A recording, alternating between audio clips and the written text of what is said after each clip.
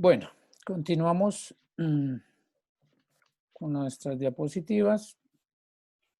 ¿Ahí me escuchan? Me dicen, sí, me escuchan, me escriben por el Sí, chat. doctor. Sí, Sí, doctor. Ok, gracias. doctor, perfectamente. Ok, sí me están escribiendo por el chat que no me escuchan, pero bueno, ya quedó solucionado el inconveniente.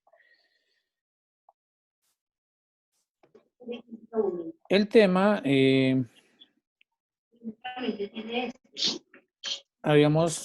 estábamos planteando el tema de lo que ellos llamaban los 4 elementos. Estos elementos pues los habían analizado desde estas circunstancias y por lo tanto pues ellos decían que estas ciencias auxiliadoras venían siendo una garantía para el reo. Si ustedes recuerdan el tema de que en la escuela anterior habíamos dicho que ellos se basaban en un tema que también clasificaban como el objeto, que era el daño, y desde un aspecto subjetivo, que era el tema de la voluntad.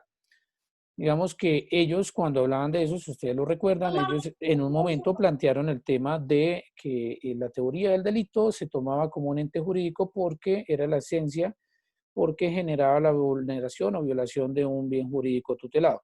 De que por lo tanto, ahí es donde le agregaban otro elemento importante, lo que era la fuerza. Ahí fue donde explicábamos que ellos no se habían encargado de estudiar toda la teoría del delito, sino que prácticamente lo habían echado en un costal. Eso es lo que empieza a criticar Ferri. Ferri empieza a criticarle a Francesco Carrara, a la escuela clásica, decir, no, a nosotros no nos interesa porque ellos están planteando como un ente jurídico. ¿No? Cuando usted me dice que es un ente jurídico, pues no se puede plantear de que efectivamente todo está ahí realmente arreglado. Es decir, usted no puede hablar de que por más que usted me venga a agregar el tema de fuerza, y que fue lo que vimos, que cuando hablábamos de ese tema de fuerza, habían otros aspectos para esa escuela. Cosa que para Ferri no le importaba. Ferri fue un crítico porque decía, cuando usted me habla de un ente jurídico, lo que usted me está planteando es de que todo está prácticamente como si fuera un sistema. Es decir, todo está ahí planeado, todo está ahí arreglado, no puede salirse usted del sistema. Es lo que prácticamente lo que está planteando una de las críticas que hace Ferri a esa situación. Digamos que es donde él dice, efectivamente, no se puede hablar como sistema. Ustedes tienen una crítica grande, aparte de la crítica grande, es que ustedes prácticamente echan todo en un solo sitio de la teoría del delito, pero dejan de un lado lo más importante y lo más esencial. Es decir, no todo está en un sistema, no todo se puede tomar como si efectivamente eso fuera un engranaje que va a funcionar perfectamente. Es decir, ahí es donde vienen las críticas a la escuela que le hace Ferri en ese tema. Y ellos hablaban de que Ferri planteaba, y es donde decía, efectivamente, no podemos hablar del ente jurídico que está hablando la escuela clásica, ni lo que planteó Francesco Carrara. Porque cuando yo hablo de ciencia criminal, porque ya lo estoy planteando desde este tema de ciencia criminal, prácticamente lo que estoy diciendo, que lo que se entiende por la ciencia es el estudio de ese delito a través de un fenómeno social. Es decir, yo voy a plantear desde la ciencia por qué ocurren ciertos tipos, ciertas modalidades de conductas desde el aspecto social. Y por eso puedo hablar de ciencia, pero no lo voy a plantear como lo plantea la escuela anterior, como un ente, sino lo voy a plantear desde la sociología jurídica. Es decir, ese es el estudio que voy a hacer del delito. Voy a analizar prácticamente que porque una conducta para que sea delito o para que sea típica, antijurídica y culpable, pues antes de todo este tema está la conducta, y la conducta es la conducta del hombre. Por eso en algunos momentos se entraba a especificar porque tendría que especificarse. Cuando en alguna circunstancia hablábamos era de acción, decía que cualquier acción podía generar una alteración en el mundo exterior. Y venían las críticas de decir, bueno, hay una acción de un animal, hay una acción que no es humana, un rayo, cualquier situación, y genera una alteración en el mundo exterior, y por lo tanto, pues eso no servía al derecho penal. Y por eso ellos eran críticos de esta situación. Por eso yo planteaba que prácticamente, fíjense que esta escuela positivista prácticamente se centró en ese tema. ¿Por qué se centró en ese tema? Porque pues digamos que cuando nacen todas estas personas, estos trataístas para la época, Cuando nace Francesco Carrara dice, bueno, estamos cansados aquí de que se comentan cierto tipo de conductas y esto se necesita poner un límite y unas penas a esa situación. Y ahí es donde nace la obra de Francesco Carrara, de Delitos y las Penas, que es la que les colgué ahí, que va a servir muchísimo. Pero lo que me interesa frente a esta escuela positivista son los autores que les mencionaba anteriormente. Por eso, si ustedes van a encontrar ciertas cosas de similitud entre estos tres autores. Entre Garófalo planteaba lo que le acabo de decir, de que eso venían en los genes, lo que hablaba Lombroso, de que prácticamente se tomaba era como una patología. Yo soy delincuente porque eso me lo tomo como una enfermedad. Garófalo decía, eso viene en los genes, por lo tanto, pues no solamente voy a responder yo, sino van a responder mis padres, mis abuelos, toda mi generación hacia atrás tiene que responder para erradicar este tema. Y Ferri planteaba, era, no, efectivamente, me aparto un poco de ellos, van en la misma línea, pero yo lo voy a enfocar desde lo social. Es decir, voy a hacer un estudio social porque este tipo entra a tener estas circunstancias. En ese orden de ideas, era lo que planteaba, vamos por acá, que él hablaba de esto. El estudio del delincuente lo basaba en estas circunstancias desde lo orgánico, es decir, él decía, tiene que existir una sensibilidad, por lo tanto es un dolor. Cuando hablábamos de ese dolor que él planteaba, era un dolor que era el dolor físico que debía prácticamente plantear que era esa persona al imponerle una pena, pues va a sentir la rigurosidad de esas circunstancias, de que se le va a privar de su libertad y por lo tanto tiene que someterse, es decir, va a generar esa circunstancia específica en lo que tiene que ver con él. Cuando planteaba el tema psíquico, era la insensibilidad moral, es decir, desde los sentimientos, pero prácticamente Ferri lo llevó a otro plano. Y Ferri decía los seres humanos estamos llevados por impulsos y esos impulsos prácticamente se llevan al plano del sentimiento. Entonces, muchas de las conductas punibles que el ser humano llega a cometer son por temas de sentimientos. El estado de ánimo empieza, dependiendo el estado de ánimo que está esa persona, puede ser proclive a cometer cierto tipo de conductas. Por eso, él decía, es importantísimo desde la psiquiatría forense, por ejemplo, él planteaba ese tema de que se debía estudiar y hacer un análisis para entrar a determinar si desde la psiquis esa persona estaba cuerda frente a esa circunstancia o no estaba cuerda. Es decir, ya entraba en otro campo que era desde la culpabilidad para tratar de encaminarlo ahí, tratar de encajarlo en esas circunstancias. Para él era importante esa situación. Es decir, planteaba una circunstancia más de fondo frente a ese tema moral. Y él llamó aquí un tema importantísimo, la ley de saturación criminosa, que dice que en un determinado ambiente social se comete un determinado número de delitos versus penas no suficientes. ¿Por qué lo coloqué ahí? Como en un cuadrito. Fíjense que a pesar de que estamos en esa época de 1800 algo, en eso sí le puedo dar razón a Ferri. Y Ferri plantea esta situación. Y es lo que tenemos hoy en día. Ferri ya planteaba desde estas circunstancias que en un determinado ambiente se comete un determinado número de delitos, pero ya estaba planteando allí que las penas no eran suficientes. Fíjense que es la polémica que aún tenemos hoy en día, que no comparto, pero que es discutible desde un tema un poco más profundo, y es decir, bueno, si determinados delitos que van en aumento es suficiente crear más centros de reclusión, más centros penitenciarios, pues no. Ya lo estaba planteando Ferri allí. Ferri desde esta circunstancia que llamaba la saturación criminosa. Es decir, fíjense que lo único que estamos cambiando desde esta época de la saturación criminosa, lo que llamamos hoy en día el hacinamiento carcelario. Entonces, no estábamos tampoco tan lejos frente a ese punto. Si ustedes se dan cuenta, a pesar de tanto tiempo que hemos traído la teoría del delito, que más adelante le van a ver el sentido lógico cuando entremos en un procesal, es frente a esta situación.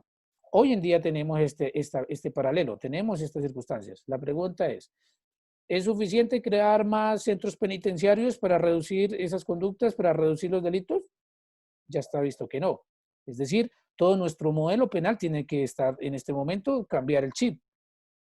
La pregunta es, ¿y cómo vamos a remodelar esa situación? Se supone que el fin del derecho penal y lo que se busca con el delincuente es resocializarlo. Es decir, lo que se planteó en un inicio era de que así como se le colocaba a esta persona desde el orgánico que lo planteaba Ferri, era el dolor, es decir, le vamos a privar de algo físico que es su libertad y su libertad de locomoción.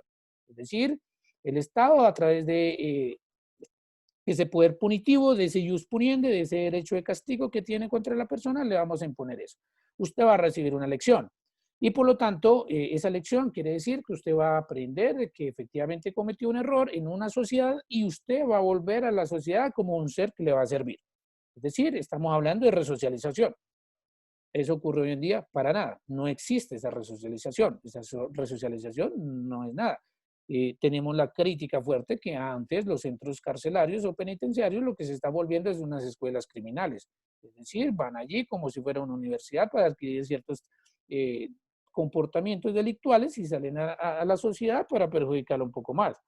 Entonces, de allí ya se planteaba esta situación. Ferri ya planteaba estas circunstancias en este tema de que decir, bueno, aquí no es tema de elevar las penas. El tema de elevar las penas no quiere decir de que se vaya a limitar cierto tipo de conductas. Y fíjense que él ya lo planteaba. En un determinado ambiente social se comete un determinado número de delitos. Yo lo planteaba la vez pasada que cuando estábamos haciendo un paneo general de esta escuela. Y es decir, porque en cierto sector de la ciudad, en cierta población, se cometen más tipos penales, porque se cometen más hurtos, porque en ciertas localidades se cometen más violaciones, porque en ciertas localidades se cometen más hurtos a residencias, ¿sí? Porque en ciertas situaciones, en ciertas localidades se dan más ciertos tipos penales. Esto era lo que entraba a Ferri a analizar. Es decir, cuando él hablaba desde la sociología, entraba a mirar, bueno, efectivamente, él planteaba que en ciertas localidades se cometen más hurtos porque, de acuerdo a ese estudio, la población de que vive allí no tiene cierto nivel de estudio frente a esa circunstancia, es decir, su nivel académico es un poco bajo, las fuentes de ingresos hay muy pocas, por lo tanto hay un alto nivel de desempleo y es lo que lleva a determinar que sea en este tipo de población, en este sector social, donde sean más proclives a cometerse, por ejemplo, hurtos. Eso era lo que planteaba Ferri. Las circunstancias al día de hoy, pues fíjense que es muy discutible. ¿Qué vemos hoy en día? Vemos que todavía hay un proyecto en donde se está diciendo en el tema legislativo de que se cree en la cadena perpetua. Es decir, están planteando de que se aumenten las penas.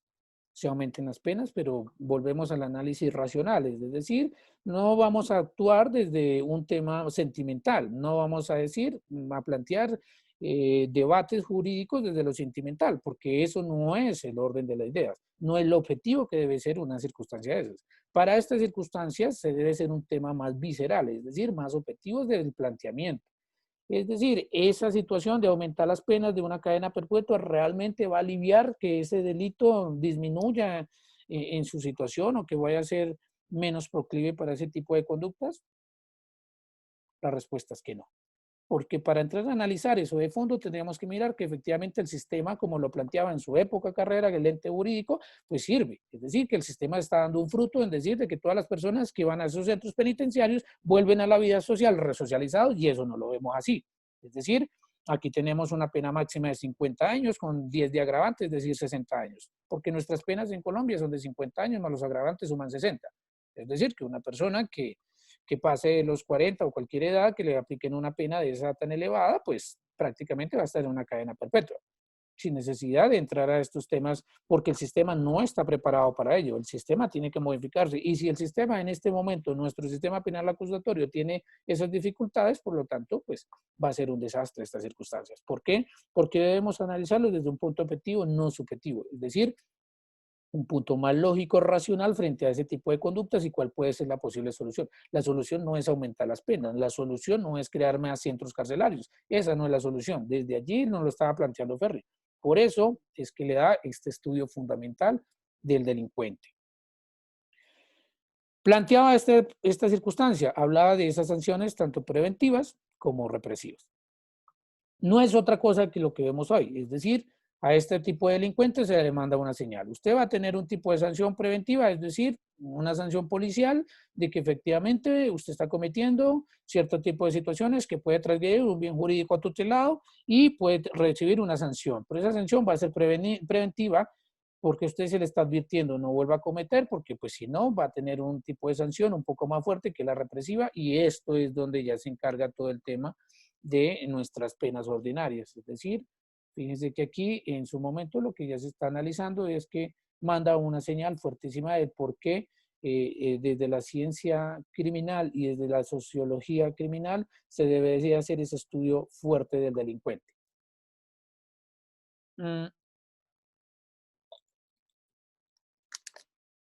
Ferri decía que planteaba dos circunstancias también a la vez, y él decía, bueno, por un lado tengo el derecho penal como el jus puniendi, y es de que ese derecho penal debe entrar a valorar lo que es un delito. Para eso existe la teoría del delito, y la teoría del delito se encarga de solucionar esas circunstancias, pero era lo que era el crítico del ente jurídico de la escuela clásica de Francesco Carrara.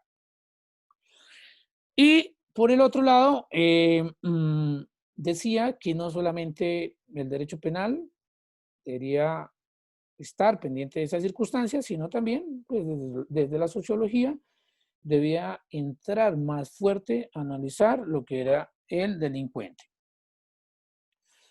Y fíjense que de una u otra manera, así quiera o no quieran algunos tratadistas reconocer este aporte de esta escuela positiva, porque pues han sido muy críticas, porque para la época, o vamos a tener escuelas ahorita pues ya pues modernas, frente a un poco más que encajan en esta situación de la teoría del delito, y esto lo dejan a otro lado. Para las escuelas modernas van a decir prácticamente lo que hizo Ferri fue encaminarse sin querer en una descripción de la teoría del delito. Es decir, Ferri está estudiando todo el comportamiento del delincuente. Es decir, Ferri lo que está diciendo es, bueno, sin querer, sin analizarlo, lo ubicó en una casilla de la teoría y está diciendo, este delincuente, ¿por qué actuó así? Hay que analizar este delincuente desde la psiquiatría, hay que analizarlo desde la psicología forense, hay que analizarlo desde la sociología, hay que analizar ese comportamiento, ¿por qué lo hizo así? Es decir, hay que mirar si esa persona está autodeterminada o no está determinada para ello. ¿Cuáles fueron las condiciones que lo llevaron a cometer esa conducta? Como dicen las escuelas posmodernas, según ustedes, les pregunto, en la teoría del delito, que es típica antijurídica culpable, con todo lo que hemos dicho de la sociología y la ciencia, ¿en dónde cree que de la teoría del delito se ubicó Ferri inconscientemente? ¿En la tipicidad, en la antijuricidad o en la culpabilidad? ¿Qué creen ustedes que dónde se ubicó Ferri? Para mí, Profe, buenas noches. En la tipicidad. Para mí es la tipicidad. Para Porque mí es es lo que la está ante la, culpabilidad. lo que Ok. está ante la persona. Culpabilidad. para mí en la antijuricidad, porque ¿Quién me habló de la culpabilidad? Ginny Moreno. Para mí en la Jenny Moreno. culpabilidad también se trata como de identificar si realmente el criminal desea hacer ese daño o es producto de la sociedad que hace que él sea así, no sé, me parece eso. Él lo ubicó en la culpabilidad. Sin querer se ubicó en la culpabilidad.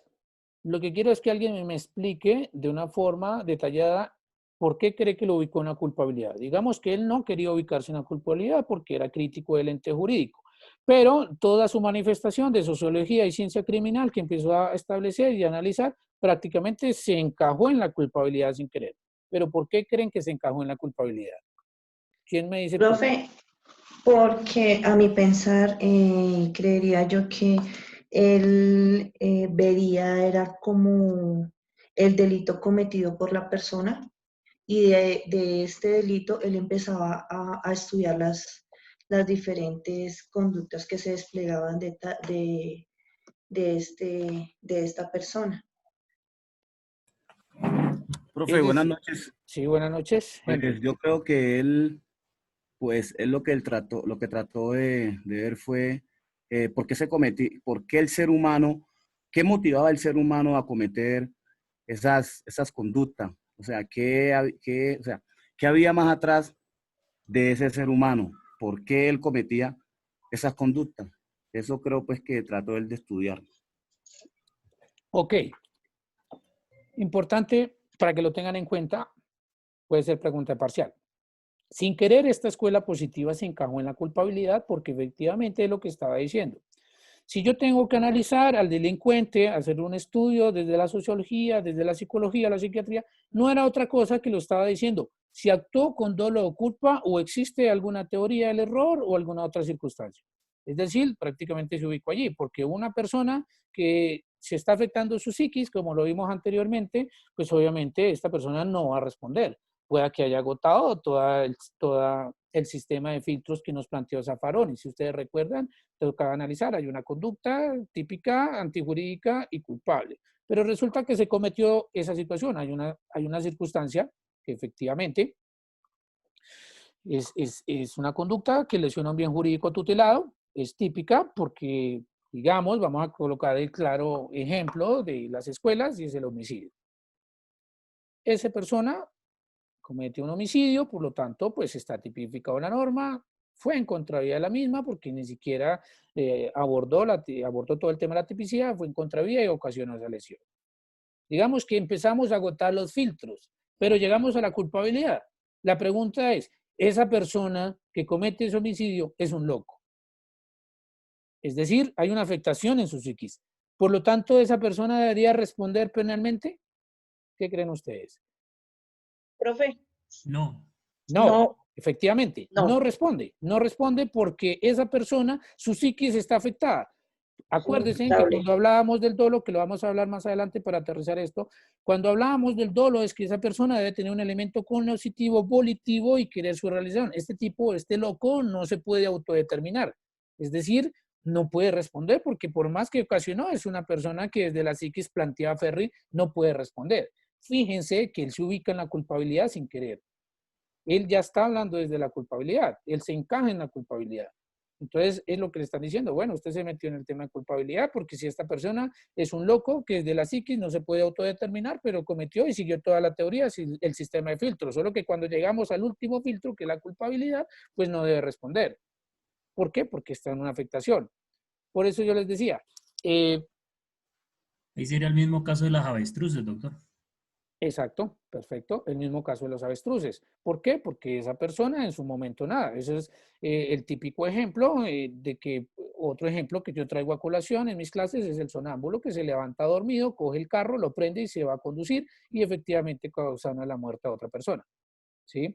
Esa persona pues en su momento no puede responder porque su psiquis está afectada. Su elemento cognoscitivo está afectado. Y si su elemento cognoscitivo está afectado, por lo tanto, no tiene cómo determinar su voluntad. Es decir, esa persona del caso de los avestruces, este que le estoy colocando del sonámbulo que maneja el carro, prácticamente tiene esas circunstancias.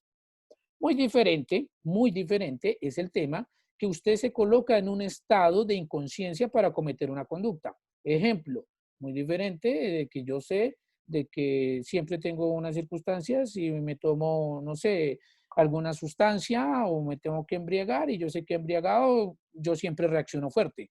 Yo sé que ya me conozco porque en estado de embriaguez yo no soy el típico calmado que me coge el sueño en el sofá y quedo ahí dormido. Ya me han dicho, porque pues efectivamente lo pueden comprobar, que si yo ya en estado de embriaguez reacciono fuerte, empiezo a coger todas las cosas a patadas, empiezo a romper y me vuelvo una persona supremamente agresiva. Como yo ya sé eso, yo me autodetermino para cometer eso. Como no soy capaz de hacerlo en sano juicio, lo que yo voy a buscar es crear un estado de inconsciencia, es decir, crear un estado de afectación tanto desde lo cognitivo frente a la voluntad. En ese orden de Dios, pues ya no estaríamos hablando de unas circunstancias de esas, porque usted se está colocando en una autodeterminación, ¿sí? Fíjense que ahí las cosas ya cambian. En ese orden de ideas, pues usted lo que está haciendo es, claro, como yo ya sé que reacciono fuerte, efectivamente me voy a emborrachar porque yo soy agresivo. Eso es como el que siempre toma y llega ebrio a la casa y golpea a su esposa porque siempre que toma la va a golpear. Es decir, no necesita porque en sano juicio es lo más amoroso, en sano juicio es la esposita más linda de este mundo, solo que cuando se toma unos tragos la va a golpear. Entonces esa persona ya sabe, como no lo puedo hacer en sano juicio, ¿sí? Porque no lo puedo hacer, no soy capaz, no puedo llegar a ese estado, simplemente ingiero licor para llegar allí. Eso es lo mismo que pasa. Una persona autodeterminada puede consumir cierta sustancia o alicoramiento para esa situación. Digamos que más a fondo miraremos esas circunstancias, porque desde el tema de la culpabilidad que empezó a plantear Ferri sin querer, pues es lo que vemos muy típico es en el tema de cuando hay un riesgo permitido. Yo les planteaba la vez pasada que un riesgo permitido, por ejemplo, es cuando conducimos. Es un Ok. riesgo permitido. Y ese riesgo permitido, dame un segundo, termino la idea, el riesgo permitido, lo que van a decir, bueno, hay un riesgo permitido, pero si bien es cierto, está permitido, usted debe tomar ciertas precauciones frente a ciertas normas. Por eso están esas normas de tránsito para decir, bueno, usted ya sabe hacer, usted es una persona que tiene la idoneidad y por lo tanto, frente a ciertas circunstancias, usted debe tomar ciertas medidas. ¿Qué decían algunas de estas escuelas frente a eso? Por eso esto se plantean muchas teorías. ¿Por qué? La pregunta es, ¿y qué pasaba con el riesgo permitido cuando yo cumplo todo? Cumplo los límites de velocidad, es decir, yo voy por la séptima y en la séptima me dicen que puedo ir máximo a 50, yo voy a 40, voy por mi carril derecho, tengo todos los papeles de mi vehículo al día, paso mi semáforo en verde, efectivamente, pero en ese orden de ideas va un ciclista ebrio. El ciclista va ebrio, ¿sí? Va para patios en su bicicleta, pero va ebrio. Y yo voy por mi carril bien y este ciclista, como va ebrio, por esquivar un hueco, pierde el equilibrio y lo atropello. ¿Ustedes creen que aún siguiendo esta situación mía, esta persona que cumple todas las normas, solo por tener un riesgo permitido, debe responder penalmente de acuerdo a la teoría del delito? Pregunto. No, señor. Yo pensaría que no, hay unos eximentes de Creo que no, riesgo. doctor. Entonces, volvemos ahí a las circunstancias. ¿Por qué? Porque si este señor que va bien, que va en su cuento, que va respetando, va en su carro, no ha tomado, efectivamente es lo más cuidadoso de este mundo, pero se encontró con un tema de un ciclista que iba ebrio, así lo arroja, digamos, el tema de alcoholemia, el examen de alcoholemia, y esta persona muere.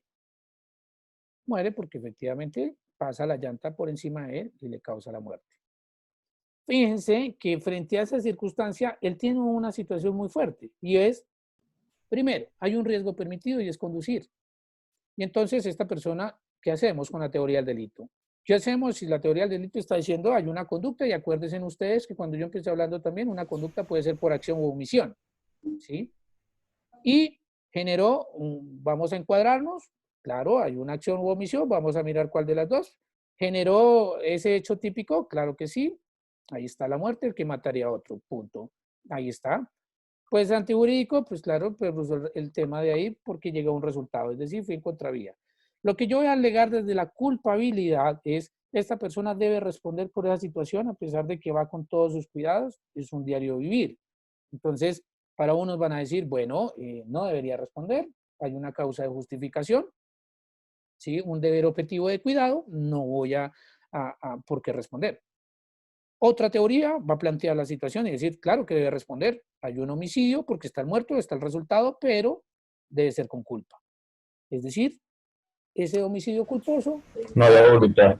por falta de impericia, por falta de negligencia supina y podrían plantearlo ahí. Digamos que en ese caso, ¿cómo resolverían ustedes como abogados de esa situación? Es decir, Profe, hay permítame, un tema. ya dame un segundo que se me va a acabar el tiempo, vuelvo, ingreso y por favor sigues tú con la respuesta.